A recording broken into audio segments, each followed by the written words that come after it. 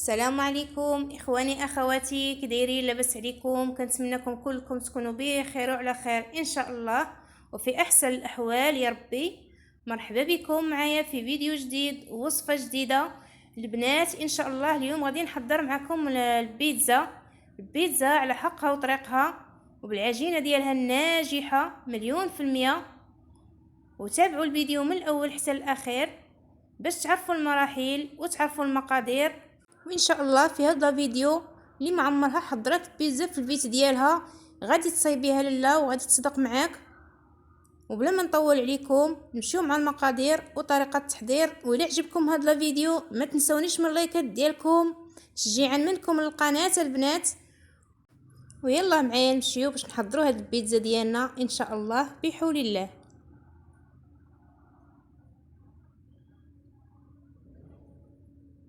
بسم الله على بركة الله. عندي كاس ديال الحليب البنات كما كتشاهدوا معايا،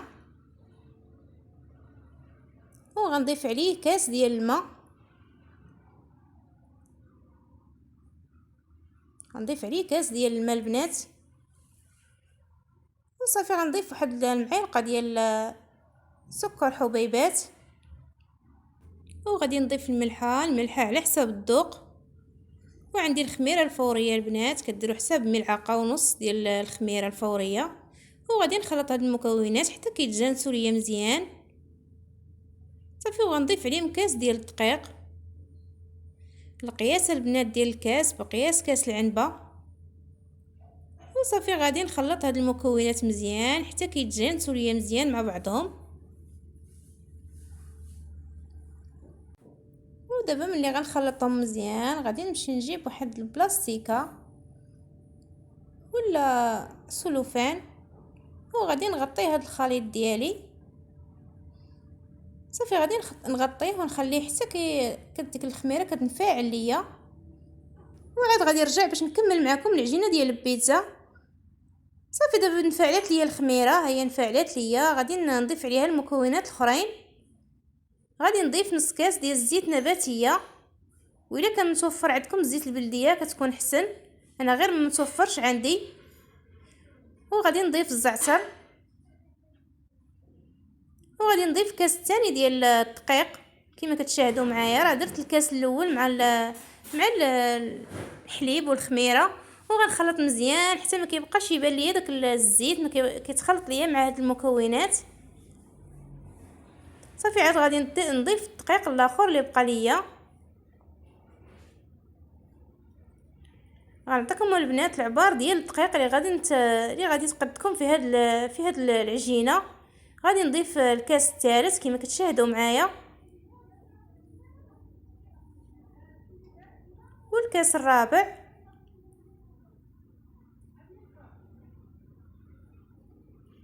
وكتخلطوا مزيان باش كتجيكم هذيك البيتزا ديالكم كتجي زوينه.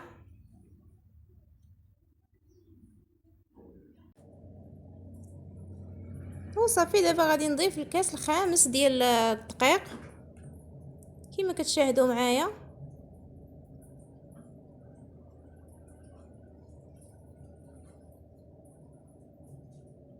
صافي غنبقى نجمع بحال هكا.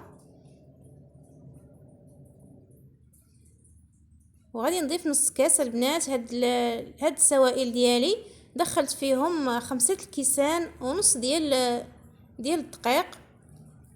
وصافي دابا ملي كملت البنات هانتوما كما كتشاهدوا معايا العجينه ديالها كيفاش كتكون. دهنتها بالقليل من الزيت وغادي نغطيها ونخليها حتى كتختمر ليا. وغادي نمشي باش نصايب معكم لاصوص ديال البيتزا. عندي 3 الحبات ديال المطيشه البنات، خديتهم وحيدت لهم الزريعه ديالهم وسلقتهم، درتهم في واحد الكاسرونه وخليتهم كيتسلقوا. هما ولا 2 فصوصه ديال الثومه وصافي. وملي تسلقوا خليتهم تبردوا طحنتهم في الخلاط الكهربائي وصفيتهم وكيصبحوا على هذا الشكل هذا. وغادي درتهم في واحد الكاسرونه. ودابا غادي نمشي باش ندير لهم التوابل ديالهم.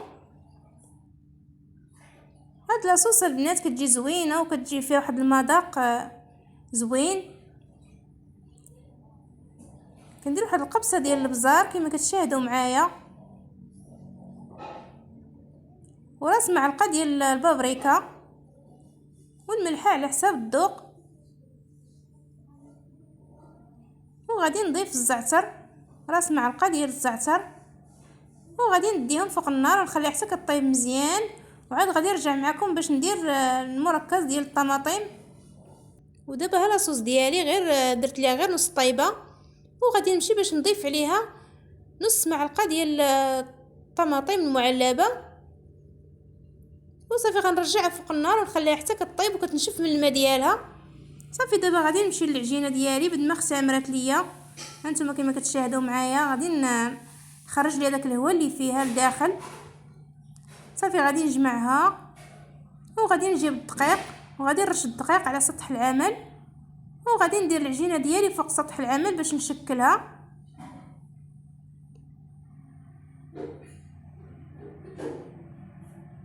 وصافي دابا غنمشي نجيب واحد السكين وغادي نقسمها على 4 ديال الاجزاء.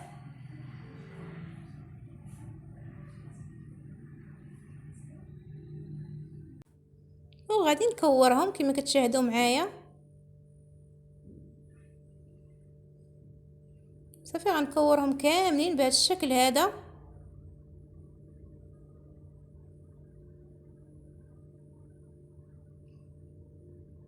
وصافي غنكورهم ونخليهم حتى كيرتاحوا. ودابا ها العجينه ديالي ها هي ملي كورتهم وارتاحوا ليا. دابا غادي ناخذ منهم هاد الكويره وغادي نرشها بالدقيق. وصافي غنجيب المدلك وغادي نسرحها بالمدلك.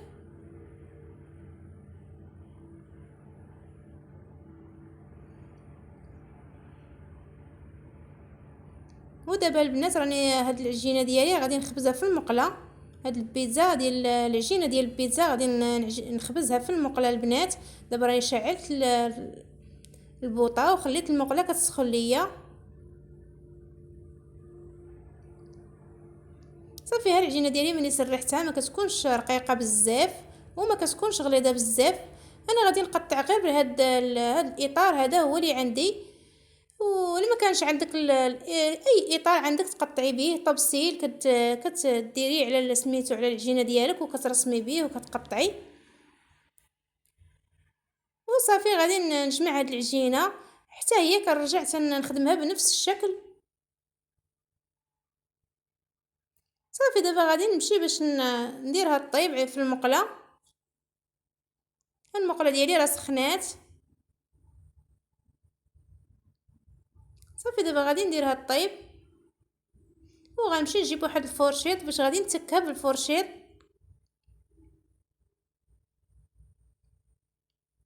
صافي كنتكها بحال هكا ما كتخافوا منها لا كتنفخ ولا حتى شي حاجه. كتجي زوينه والعجينه ديالها كتجي رطبه وزوينه وما كتخليوهاش طيب بزاف.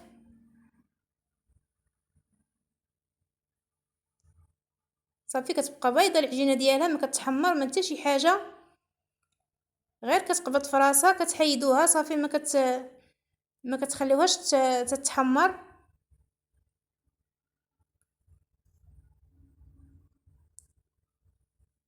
صافي دابا غنمشي نجيب شي اناء وغادي نديرها في هذاك في الاناء.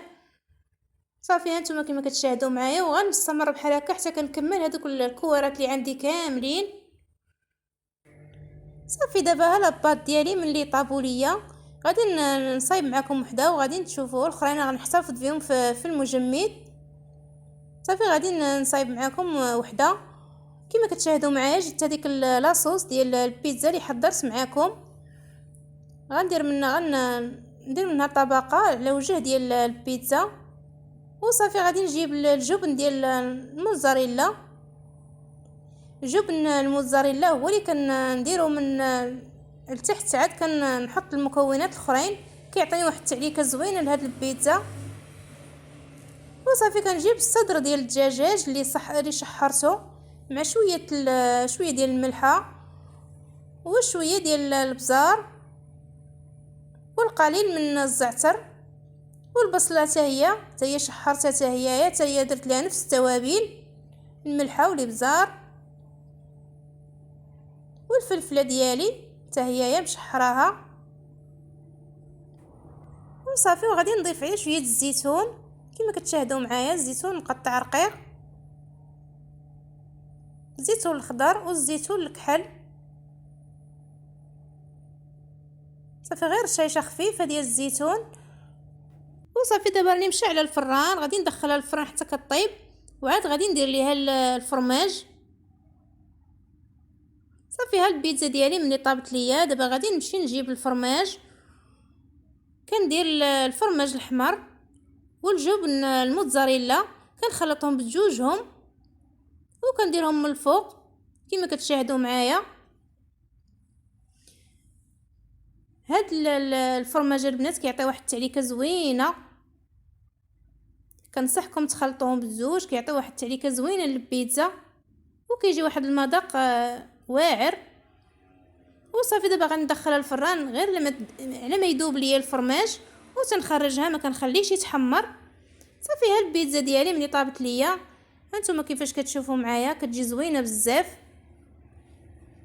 وصافي ها البيتزا ديالي هي درتها في الصحن ديال التقديم، كتجي جميله كما كتشاهدوا معايا. وغادي نقطعها معكم وغادي نشوفوها كيفاش جات من داخل. وكنتمنى تجربوها وتنال الاعجاب ديالكم، وجربوها راه كتستحق التجربه. وكنتمنى تكون الصوره واضحه ليكم، راه الكاميرا ضبات ليا. هانتوما كما كتشاهدوا معايا كتكون فيه واحد التعليكه زوينه ديال الفرماج.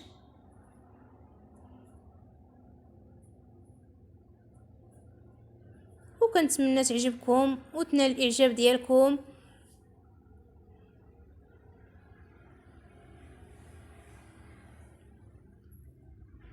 وصافي كنتمنى البنات ما تنسونيش من واحد اللايك وتشاركوا في القناه باش الفائده تعم الجميع ان شاء الله.